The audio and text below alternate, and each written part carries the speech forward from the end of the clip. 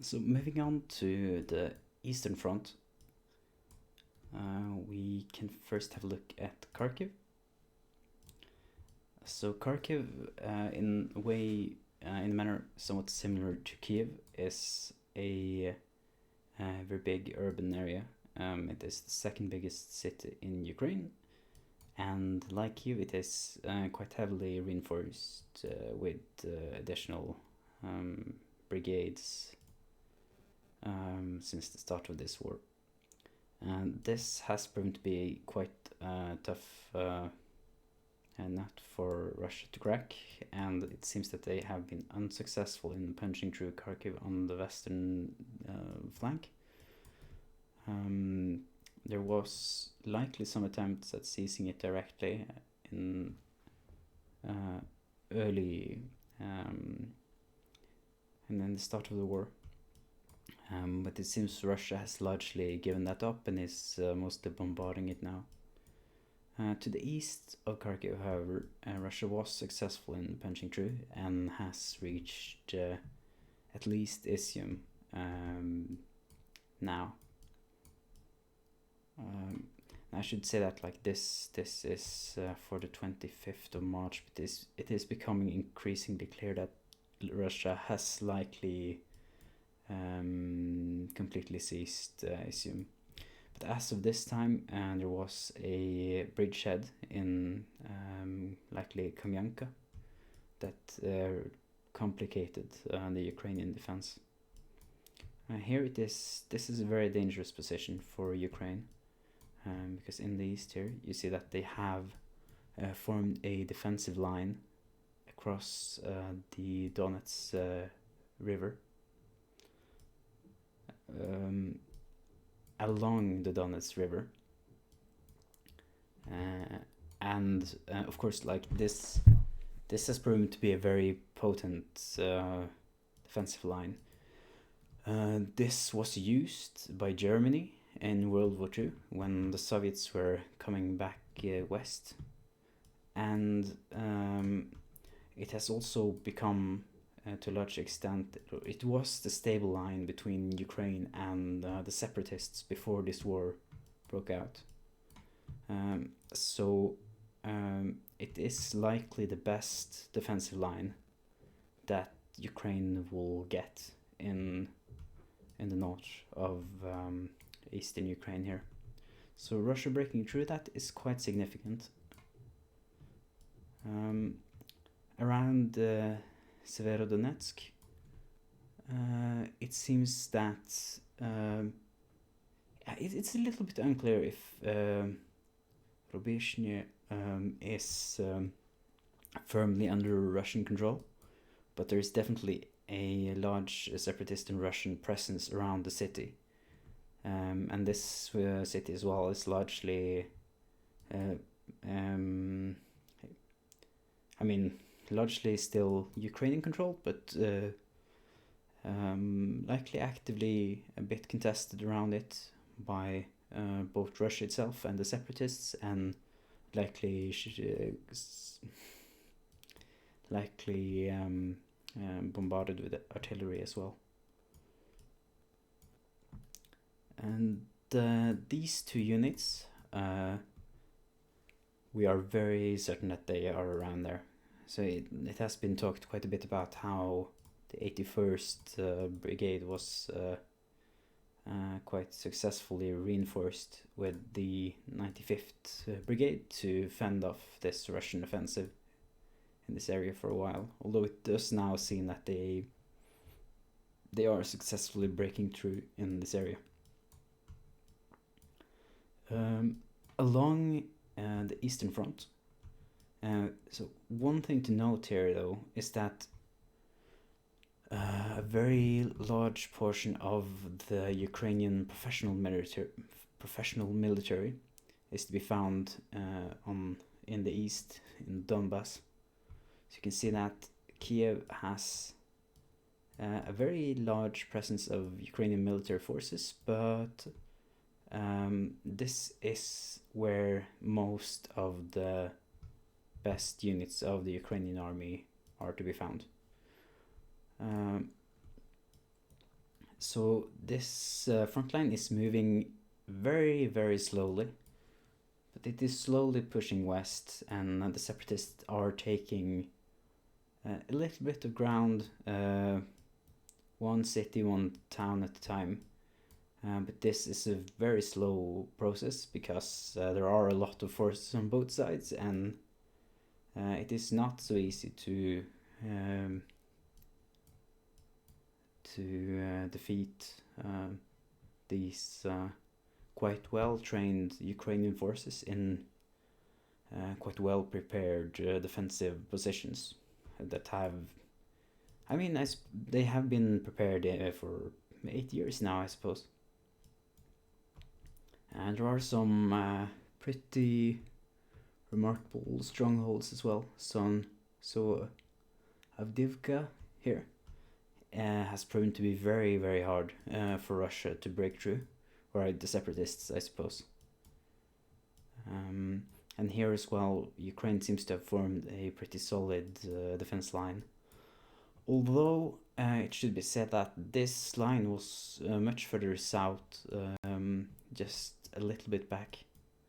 So Volnovakha here was under Ukrainian control and was a defensive point they tried to keep for quite a while. But now the front has moved quite far from it. And in this front in Zaporizhia,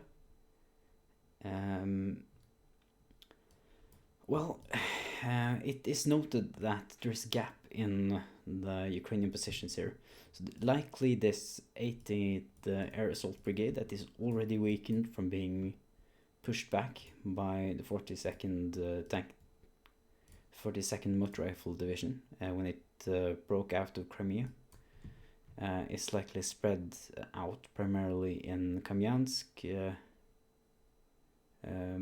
Orkhiv, and Mariupol, and trying to keep this line. And it seems to be doing so successfully for now. It is a little bit unclear how actively Russia is trying to punch through here in this area right now. But I think they likely are trying to make this front slowly but surely move northwards. Although it is also noted that Russia likely they don't have this entire division here, right? Because they need to have troops around in the Kherson and Zaporizhia regions to stabilize the cities and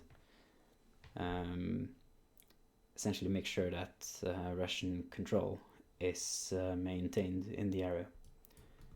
And also, like, brigade battalions of this division may be over here, and perhaps some are in Mariupol. In the medium term, Russia probably has ambitions of moving troops freed after capturing Mariupol up here and punching through. When that happens, this front will likely move quite quickly. Because I think it is quite unlikely that, well, at least without the rather significant reinforcement, that Ukraine can hold this line against that. One small thing to note here is that it seems Russia has captured this settlement between Kamyansk and Orkhiv. And this is significant when it comes to the eventual attempt at punching through, because capturing the easier road between Kamyansk and Orkhiv complicates moving forces around and allows for defeat in detail against the Ukrainian army on this front. So that say that Ukraine has some forces here, some forces here, some forces here, but Russia amasses a lot of forces here, then they cannot easily reinforce it to the same extent that they could if this road was available.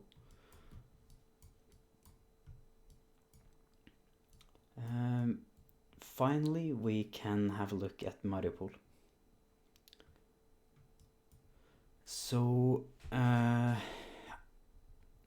if you follow the situation, then you essentially know what the situation in Mariupol is already. It is under quite heavy bombardment. Russia is using thermobaric weapons. There was this video of them using it in Azovstal. The exact lines of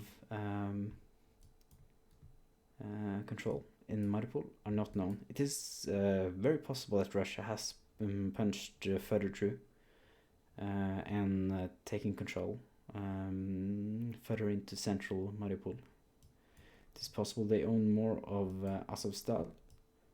It is possible that Ukraine controls less of this district, and yes, essentially we do not exactly know where the lines are in this case, but what we do know is that quite a few Ukrainian troops are captured in this pocket, desperately trying to defend the city and slowly but surely losing ground. Both sides are likely taking heavy casualties in this siege. Or, I mean, is it even a siege at this point? It is almost more of, continuous battle. But yes, this is a very important spot to watch. How much time the Ukrainian troops in Mariupol managed to buy for the Eastern Front matters greatly, because when Russia gets because these Ukrainian divisions brigades will never be used again after Mariupol. They will be out of the war, and that counts for the Azov regiment as well. But the Russian forces, although they will have suffered significant casualties, will be able to be moved north here and punch through northwards. And combine that with the breakthrough at Izium, and there will likely be an attempt at encircling, as many people have talked about, encircling this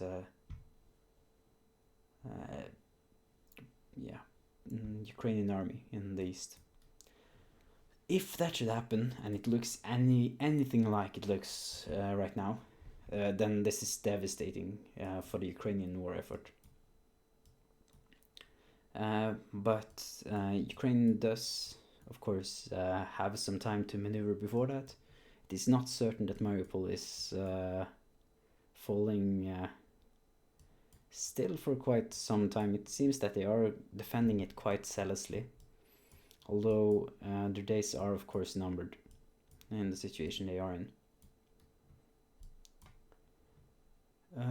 There is also the possibility that the separatists keeping up this constant offensive here is to make it difficult for Ukrainian forces to properly retreat in order to, say, Dnipro, Zaporizhia, or, likely a defensive line that doesn't essentially essentially give up all control of eastern Ukraine to Russia, but they probably want a defensive line that is further to the west, but they have to retreat to it in an orderly fashion. But being constantly attacked by the separatists may complicate this a bit. That might be some of what Russia is trying to achieve. Now it's separatists, if they are relatively independent in this regard, what they're trying to achieve. But of course they are suffering quite heavy losses as a consequence of this themselves, because these are heavily entrenched positions that they are attacking.